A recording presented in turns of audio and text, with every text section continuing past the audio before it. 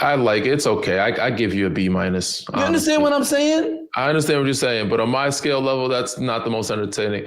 The most entertaining, I told you, Golden State, Lakers. Everybody wants to see that. You ain't getting better than that. Number 2 for me, I want to see all the smoke, bro. Give me Denver, Minnesota, right off the bat. Bro, did you see the last game that they had? Double overtime.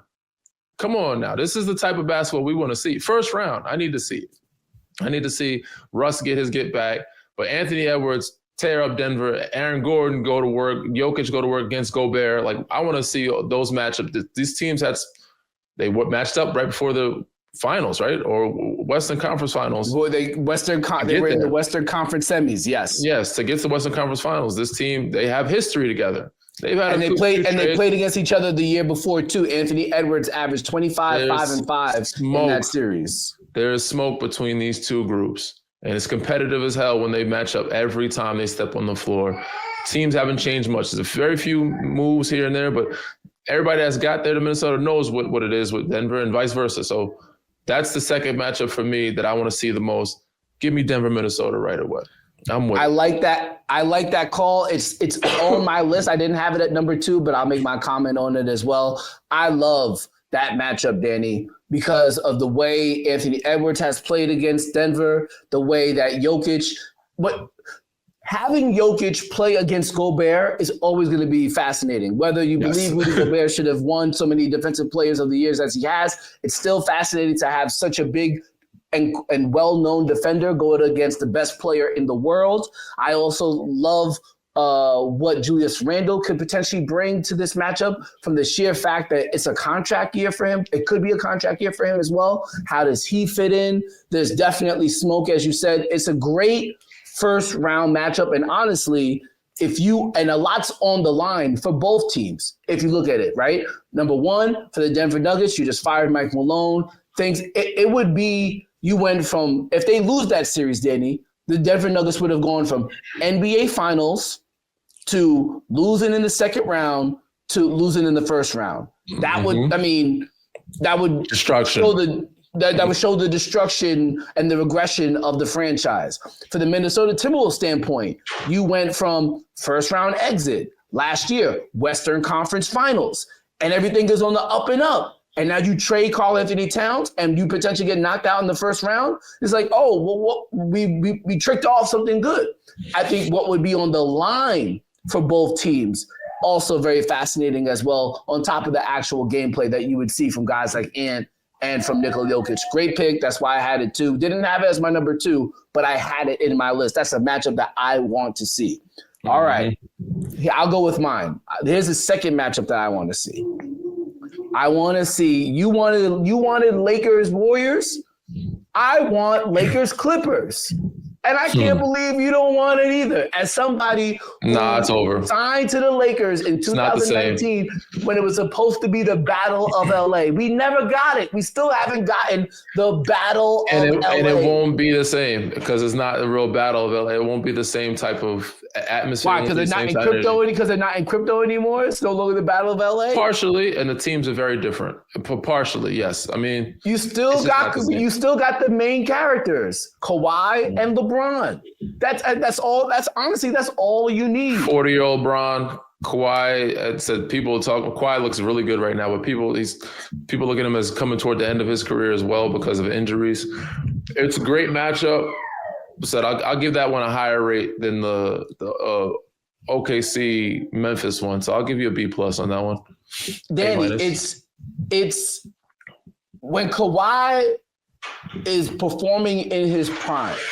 We've all seen the meme of when it was a 2014 NBA Finals. Kawhi's coming off the bench. LeBron looks back like, God damn, Kawhi's coming back out here. Like, when Kawhi is on his level, which he is on right now, he's as good as anybody in the NBA. You also we know that the Lakers have had a profound difficulty guarding big men. Ivica Zubac, mess around if you want. He's an all-NBA team caliber center this year. He's a top 5 center in the league. The double-doubles that he and James Harden, the pick-and-roll game that him and James Harden had, the chemistry that they found is top tier so far in the NBA this year. I love you have Ty Lue coaching against LeBron. And then obviously you have Luka's first playoffs with the Lakers against a team in the Clippers that he traditionally has been smoking in the playoffs. There's too much drama. And here's another thing, Danny. Here's another thing.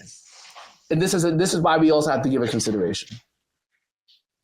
Obviously, I'm not wishing injury on anybody. I hope LeBron comes back next year. I hope Kawhi comes back next year. But the way I see it, Danny, if Kawhi is not going to make it to the NBA Finals, be done in the first round. Because I say that, and I'm just being real. Like unfortunately, Kawhi has not been able to play a full season of games in a very long time. No need for him to go all the way to the Western Conference Finals and then lose, and then who knows what happens on the back end. Same thing with LeBron. Would I love to see LeBron in the NBA Finals? For sure. But if LeBron is not winning the Finals, might as well be out in the first round. That's why I got him against Golden State. And I have another matchup for the Clippers as well. Said if they're going to win, they're going to win. If not, they're going to be out in the first round. I got them at my four. Look, I got them at my four spot, though. That was your number two. I was my number two. Overall, I've given 3 matchups. What's your next matchup you want to see? Number 3, I'm gonna go with the young guns, bro. I want to see Memphis, Houston. I want to see that matchup. I want to see them young boys get up and down. Go. They both said, I feel like Houston's where Memphis was a year ago, and then now Memphis, they kind of flip flopped a little bit, but they've been the 2 young up and coming teams the last 2 or 3 years. Battle it out. Show us who's who. Show us who's big dog. Because right now, I don't know who it is. Memphis has been very up and down, inconsistent. Houston's really making a name for themselves, but I want to see this exciting Amen Thompson get after it. Dylan Brooks, Fred VanVleet come alive. Obviously, Sengun. And then on the other side of it, I want to see Memphis, what kind of character y'all got. Ja, you want the attention? Show me what you got. Show me everything, all the grenades, all the whatever you got to get that type. Obviously, I think you should try to draw better attention, but show me who big dog is and show me that you can beat a team or win a series for your group. You know what I'm saying? And this is a series that he can probably do with it. So this is number 3 for me, just because I want to see the young guns. I just want to see them get up and down. I think this will be a fast-paced, up and down, fun, highlighted, athletic type of style of play, playoff series where the game doesn't slow down as much. I do think, though, with the way the Rockets play, I don't think it's going to be up and down. I think it would be gritty, gritty series, because that's just how the Houston Rockets play. So does Memphis, the grindhouse, bro. You know what I'm saying? Like, yeah, Memphis is not the grindhouse anymore. Not anymore. Not the way they play. Not the way they play. They normally play with a chip on their shoulder. So I want to see bring it back to those days. But I think these 2 young teams will be exciting to watch, bro. So I have them at number 3. It definitely wouldn't be polite. Like my Grizzlies versus Thunder series might be the Grizzlies might try to bring smoke, and the Thunder might be there is professional about it. Steven Adams, Dylan Brooks going back to Memphis. Come on, man. Yeah. There's smoke there. There's definitely some smoke there. I think the Jabari Smith Jr. versus Jaren Jackson matchup would be a great watch.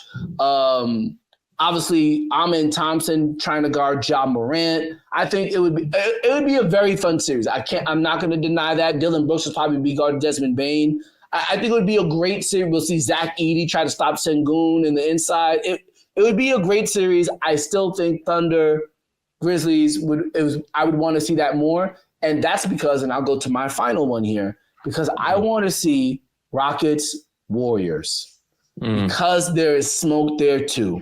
And for whatever reason, and the internet has pointed this out, whenever Draymond Green plays against a European center, all of a sudden Draymond Green turns into the Incredible Hulk. He gets real physical, he's throwing elbows, he's getting down in the mud.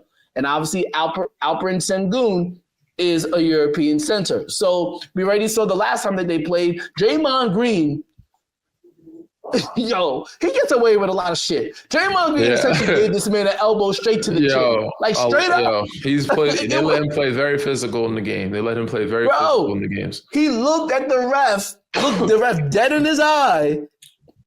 A half a second later, this elbow single in the chin. Take this chicken wing, kid.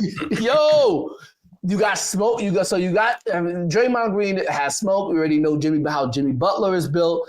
And Danny, Steph Curry this year, every game he's played, he's at least scored 10 points in every game, except for one. That happened most recently when they played against the Houston Rockets because Amen Thompson was on his ass. Steph Curry finished like there was another game. With there was another 3 game. points. He had another game like that early in the year. I think it was against Memphis or something like that. But yes, Amen Thompson's a good defender. Amen Thompson was on his bumper, and if it's not going to be him, then they still have Dylan Brooks. They have a multitude of wings that they could put on Steph.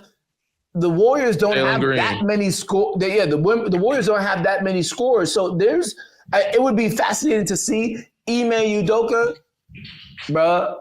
I don't really care for coaches like that because I don't know them like that. But I get down with Ime Udoka. He's chippy. He pops off at the mouth. Yeah, he pops up at the mouth too. And so especially you're going to see that drama. I think I understand you want to see Rockets, Grizzlies. I get that. But I think there is an intrigue and a level of story. Again, remember, this is all a season in a TV show. I said I think this matchup too. I think there's a good story when you take the legend and Steph Curry and the Warriors on their last legs, trying to get one more chip, trying to squeeze out one more chip, versus the team that's like, nah, we here now. You didn't recognize? We the second seed in the West this year. Y'all thought we was going to be a play-in team. Nah, we're not just up and coming. We're here now. I think having those two different forces clash, fascinating TV. I said I like that one. I give that one like an A-. It's pretty good matchup. But what you're doing here is, as much as you say, if you want to see if LeBron's not going to win a championship, I want him out in the first round. If Kawhi's not going to win a championship, I want him out in the first round. But you're saving all the good teams to try to make it to the second. You want to see more good teams make it to the second round. Yes. No, son. Yes. No, son. We're not doing that here. Give me number 4. I need Clippers, OKC. Let's get to it right away. I need to see Kawhi get to it against Shea and the team that they traded with for PG. I need that right away. I need it. First round. Even if the teams that get eliminated that you like to see, there's still good basketball going on in the second round. Give me Kawhi, give me Norm, give me James, give me the old heads versus the youngins. Let me see what they got in store still. Let me see what you got in the tank, James. Let me see what you got. Kawhi, like Zubac, show them y'all still the big dogs. OKC, y'all better show that y'all mature enough to beat a veteran team and the team that traded Shea away. So let's see what we got. You know there's smoke there. I need that matchup. That might have been my number 3 before that Houston-Memphis. I might flip-flop those because that matchup right there, that's a good one, bro. Popcorn, dog. Get it ready.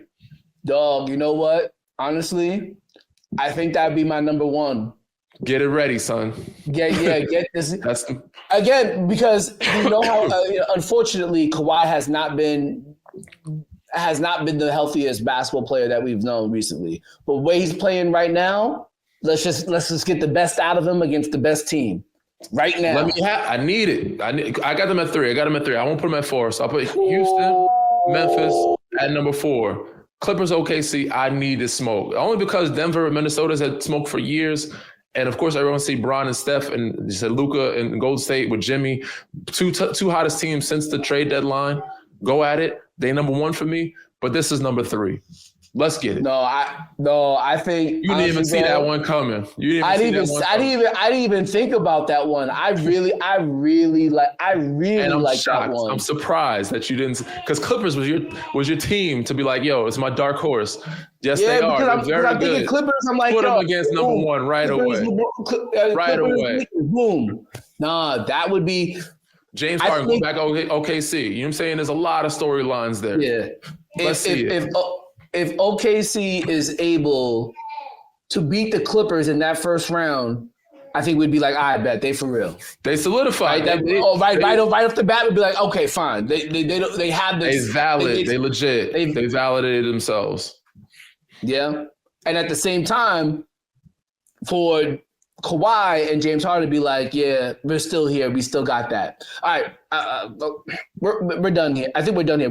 I think you listed your four. I listed my four. You should have went backwards, honestly, because I should say the best to last. Yeah. Wow, that was a good one.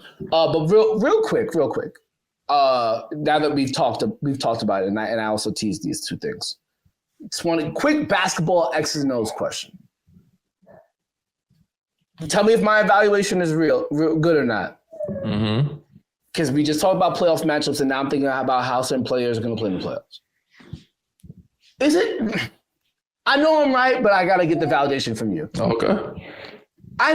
For some reason, James Harden, when it comes to end of games or when it comes to playoff games, particularly end of playoff games, has become super reliant on drawing fouls. What he does, he's a master at putting the ball out. The defender says, "Ooh, I see the ball." Defender swipes down. All of a sudden, James Harden extends his arm even more and brings it up through you. Foul going to the free throw line. And it feels like when it comes down to crucial moments, he overly relies on that, and he ends up not getting the call. And all of a sudden, he has a bad shooting game or a bad offensive performance, and it takes his team down. Now he has Kawhi, so that's going to help him. And maybe we'll see how Norm takes it, if he can take his level up as a scorer in the playoffs, which is another different beast. But the Harden thing, still, as much as I think the Clippers are a very, very, very good team, the Harden thing concerns me because I think he becomes overly reliant on drawing fouls in the playoffs. Your thoughts? I agree. And before I say this, I'm going to say James Harden, I talked about this on Run It Back, probably the third best scorer the game has seen since Michael Jeffrey Jordan. I had Kevin Durant behind him and then James Harden right behind KD. One of the greatest players I've seen offensively score. And I don't know what it is, but like you said in the playoffs, people wonder why. And I think this is why people see him as passive or not produce as well, because he relies on getting those fouls. And that's one thing that he does probably need to change. Usually game 4, 5, and 6, but he has enough talent around him now to be a little bit more backseat, less aggressive, and pick his moments. He's going to have games 1 through 3, 1 through 4. He's going to give you 2 or 3 good performances where it's like, okay, James here. You get into the ladder of the series, 4, 5, 6, and 7, and it's like, all right, he kind of, I wouldn't say disappears, but he kind of fades a little bit. I don't know if it's a mental thing or emotional thing, or he said trying to draw fouls in the playoffs, they don't give him those fouls. So that's one thing he needs. It's a crutch. Yeah, so he can't rely on that anymore. He has to find them, but he said he has the pieces around him to help get it done. But that's the only thing that people have had knocked on James. And James has said unbelievable scorer, unbelievable talent, and should have. And I said I don't know if it's the mental thing aspect of the game, or is it trying to be locked? That's why a playoff series is so hard. To be locked in for 7 games to beat a team 4 times is very hard. The greatest of the great, it's hard to have that mental fortitude to stay aggressive for 7 games. You know what I'm saying? So no knock to him, but I just think he's used to getting the certain calls. And mind you, he's so good at getting fouled. He gets fouled more often. He gets refereed like LeBron James gets refereed, which is unfair. Because LeBron is so big and strong. James is strong as shit. Because he's so strong, he's able to finish through contact often and make it look easy so they don't call half the fouls for him. Early in his career, they kept called more. Now, not as much. He gets fouled a lot on a lot of plays, going down the lane, getting to the basket, and they just let it go. So to his defense, he is getting fouled. They're just not called this shit. But you can't rely on it in the playoffs, especially 5, 6, and 7. And also just mentally, he got to lock in and just stay aggressive. Regardless of what happens, you're the guy. You've always been the guy. We'll go out with you being the guy and being aggressive. Rather that than you just, deferring to Norm. Obviously, Kawhi is great deference, but deferring to other guys and Zubac, they need you to be the guy. And if he can, that could be upset city first round against OKC if they match up. If James Harden is, I totally believe him. Like I'm totally down with it. If James Harden plays like we know he can and gets and it's a crutch. It is a gameplay crutch for him that he just like. It's almost like if you're playing 2K and somebody always resorts to like some cheat move at the end because they're just trying to win. Like that's what he does, and it just doesn't play well in the playoffs. And if he could see it and avoid it, I think he'd be better for it. And we could see what he's really like. Because I really loved what he's done this season. I think he's an all NBA. I think he has to be on everybody's all NBA team. He's had a great year individually. What he's done for that team. Look how he's elevated Ivica Zubac. Like incredible year from every big he plays with. He elevates. Clint Capella. He's made a lot of guys look great because if you're a lob threat and protect the rim, he'll get you paid. Yeah, he's going to get Zubac paid. He's done a great job, kept that team afloat while Kawhi's been out what it feels like majority of the season. Norm's missed a lot of time in the second half of the season. He's done a great job. I want to see the best of him in the playoffs. Lastly, last X's and O's question, and because you mentioned it earlier about Luka Doncic. And I'm distinctly remembering. You weren't prime Danny Green at this point, but I'm distinctly remembering the one time when you were with the Sixers, and y'all went down to Dallas, and Luka gave y'all the business, and you were one of the primary defenders. He went crazy, and that obviously he was difficult in Dallas, but I feel like Danny, he's even more difficult in LA because the other two guys on the wings can score off the bounce too. LeBron and AR, and they can also create and shoot. Yeah. So if you were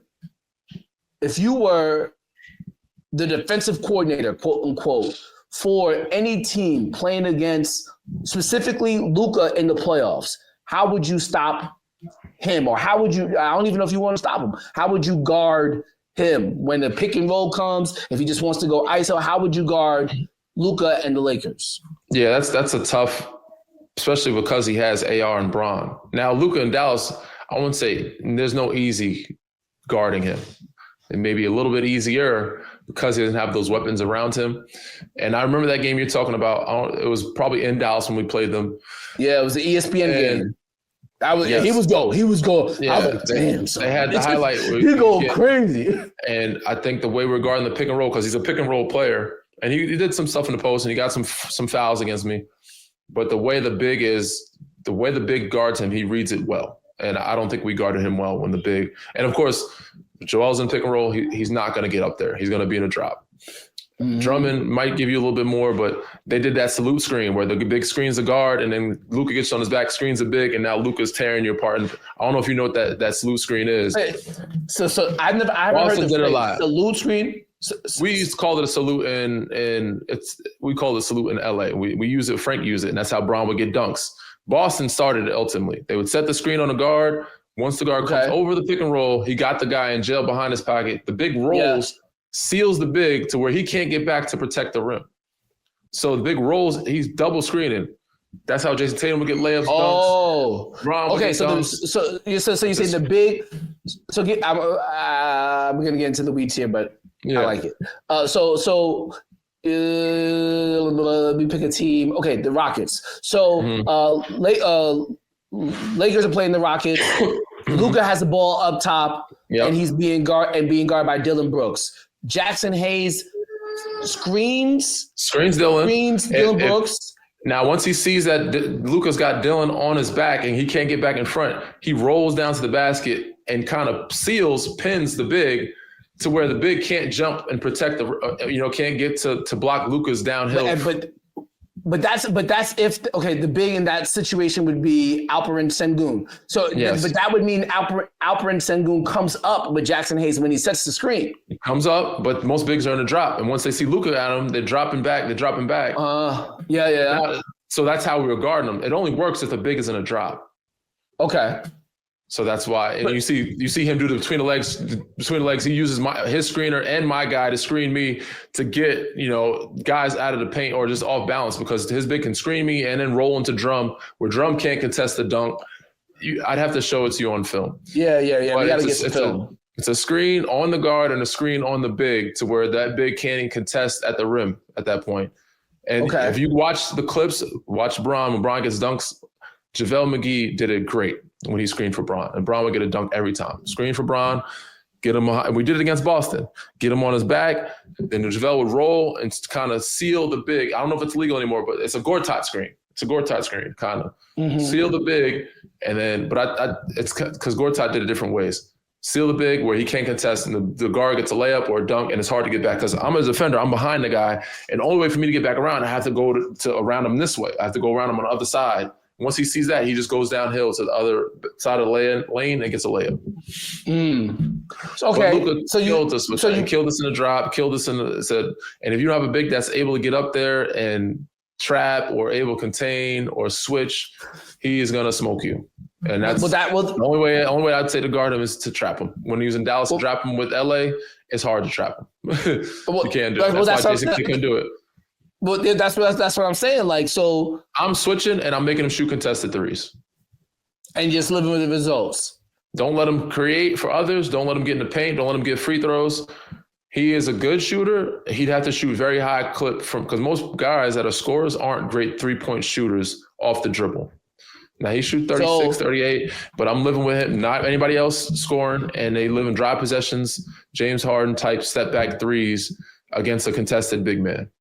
So Alperen Şengün, Rudy Gobert, Nikola Jokic, you get on the island, send Isaiah Hartenstein, just like, yo, switch. If you got to switch, you got to switch it, and don't get to paint. Don't let him get to the paint, but don't let him dance either, because he's gonna start, between the leg, dancing with you. I'm gonna, if I can, I'm gonna try to hurt. If he's on one side of court, hurt him to one side of court and try to trap him on that side, or like hurt him to where your help is, with somebody be baseline. Or if you're in the middle of the court, just try to stay down and he's gonna dance, but make him shoot a contested three. And just live with the results. And live with it. Bro, I was like, I don't know. It kind of crystallized to me last night as I was watching the game. I'm like, excuse my language, these motherfuckers are going to be hard to guard, bro. I don't know how people are going to guard the Lakers in the because if they don't, defensively they're going to be in trouble. But they better score. All three of them got to play well.